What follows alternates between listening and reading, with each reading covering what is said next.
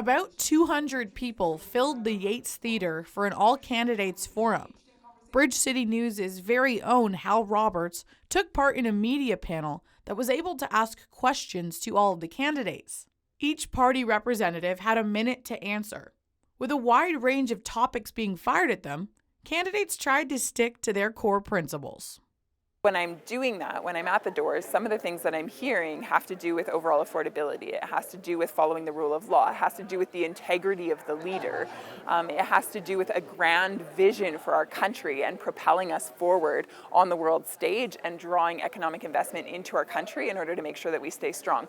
And I come back to Lethbridge. I think about what is going to affect us here in Lethbridge. What is the impact that we need here felt from our federal government? We need so much funding for opioid crisis resolution. So happy that we had a chance to talk about creating a real nation-to-nation relationship with the Indigenous peoples in our area. It's so important that we respect our treaties.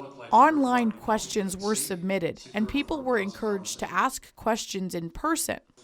One man was really passionate about the NDP's proposed wealth tax for those who earn $20 million annually. But what's to say that the next group that they decide they want to tax a second time happens to be a group I fall into? What happens if they decide they want to tax the handicapped a second time, so I have to pay on after-tax dollars again? What happens if they decide they want to tax me because of what I did? What happens if they want to tax me again on my after-tax dollars because I'm single? It was not touched on in the forum, but Stephanie Watson of the Green Party was asked afterwards about why her party wants to legalize sex work.